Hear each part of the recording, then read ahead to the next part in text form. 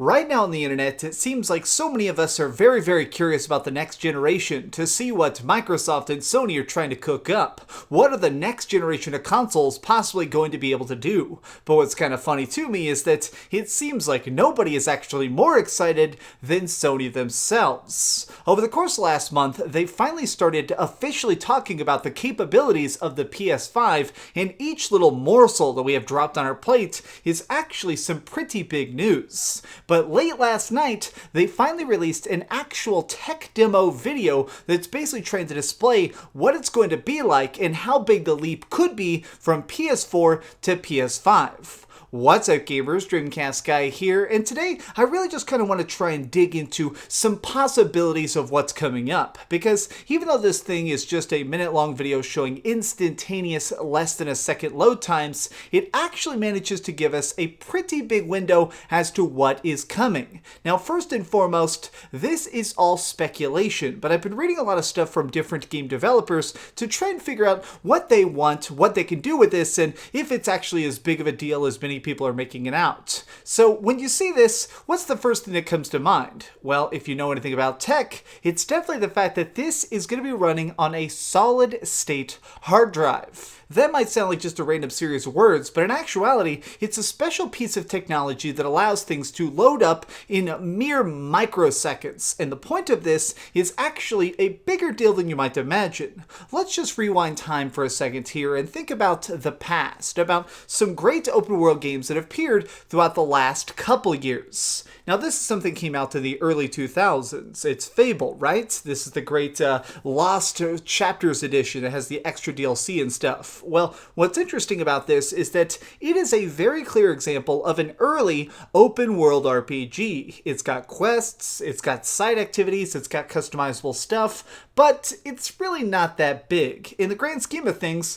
you can pretty much do everything in this in just a couple hours. Move on though to something from the last generation, jumping forward to something from the PlayStation 3 time period. This is Dragon's Dogma, something that's actually being talked about a lot now because it just got a re-release. It's much bigger, but you start to see the limits of its capabilities. This game actually has good art, good spells, good exploration, but this is actually during the time period when game developers were complaining the most, because they were actually held back during the development of this game. You see, everything requires data. Everything requires internal and external space. Your game either needs to be completely on the disk or install itself to a big degree on the hard drive itself. And depending on how it's managing to do this, actually physically creates how big the game world can be. The more you're allowed, the more you can do. Now that sounds like just some pretty obvious facts, but it actually leads to really big jumps forward as you manage to enable even more gates to be opened. And that's why this generation we saw things like Witcher 3.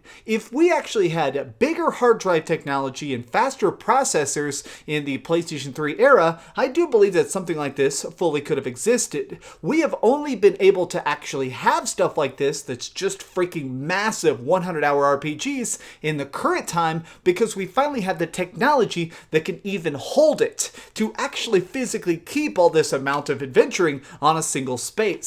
So going into the next generation, I think that the PlayStation 5, according to this video, really makes me think that A, it's going to be a solid state, so it's able to actually do things with no load times, and B, it's probably going to be very large. Starting in the next generation, I do actually guess that many of these consoles are going to come packed in with a terabyte or 2 terabytes of an internal storage. That way they can actually handle all these big new landscapes. A very common misconception I've heard a lot over the course of the last month is that the PlayStation 5 is just going to have better graphics. I've actually seen this a lot, about the idea that this stuff is just going to be 4K instead of 1080p, 60 frames a second consistently instead of a staggered 30 frames a second. But in actuality, the PlayStation 5 is very realistically going to be much more than that. So a lot of games right now actually have some very clever workarounds for the hardware limitations of the PlayStation 4. Now these graphics still seem very good to us as of now, but you can already start to see the real limits are being pushed.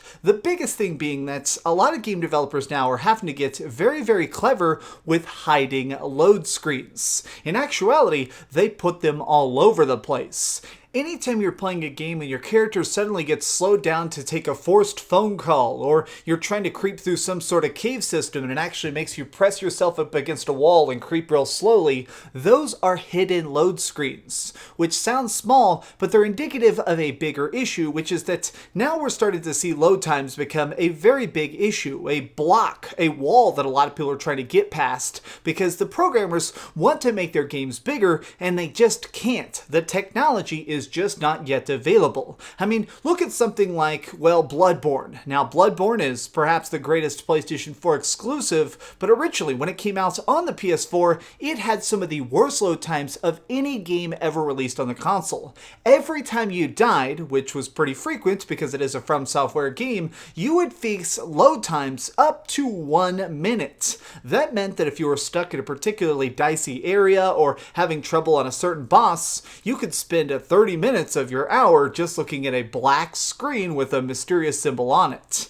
And what's funny is that this kind of thing will theoretically be completely eradicated forever, starting with the next generation. We're actually about to see games have no load times, or ones that are so tiny you don't even perceive them. Imagine getting to drop into a match of Grand Theft Auto Online and everybody is just instantaneously there. No textures pop in. Nothing is actually waiting. If you need to invite people to your party, it's just a single click of a button and they're in. There's no connections, there's no lobbies, there's no waiting. It's just about connecting everything into the system in a much more integral level. So I think that games are not only going to be bigger, but they're going to be able to do things that now are just not possible in any way. Something that came out this year that's actually selling way better than anybody thought is the World War Z game. And something that I thought was interesting when I was beating this was the fact that it is able to actually really quantifiably process thousands of different zombies on screen simultaneously, but the way it does this is pretty clearly by actually chaining them together to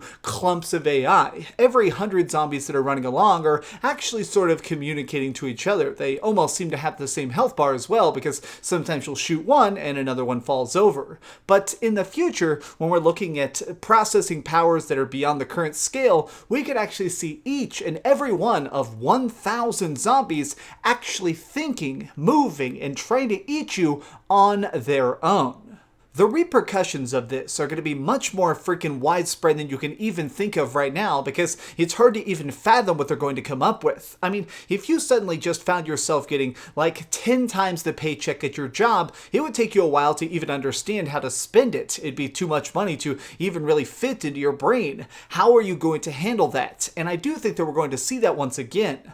The jump from PlayStation to PlayStation 2 was big. The jump from PlayStation 2 to PlayStation 3 was enormous. Now that we had the sudden ability to have Blu-ray discs and really HD graphics for the first time ever. And I actually think that the jump from PlayStation 4 to PlayStation 5 is probably going to be that big again, but instead from a gameplay standpoint. This is going to be a revolution, at least I hope so. Right now it looks like the stuff is very, very promising, but this is a little bit of a, well, it's a little bit of a smokescreen. Let's face facts. Sony is coming out with this information not just to get us excited, it's definitely to try and scare Microsoft. They're definitely trying to come out with the absolute best examples of their processor right now, and it might be considerably slower than they're trying to hint at. But I guess we're going to know very, very soon, because with E3 coming over the horizon, I have a feeling that they're going to try and reveal the PlayStation 5 a little bit before it. Maybe in the next week or so, we'll actually get a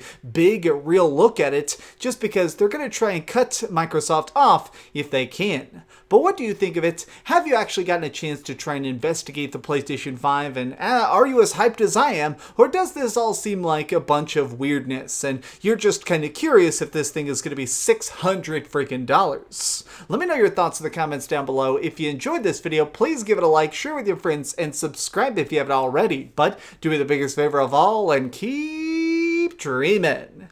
It is super hot in Texas right now. The Texas summer is starting, so sometimes I do this trick where I put my shirt in the freezer and make it cold, and yeah, it feels real good right now. Life hack! Thanks so much for watching that video. If you want to see something else, you can always click this link to see what I put up last, or, you know, subscribe and see what's coming up next. Also, I promise that whatever I do, it'll try not to suck.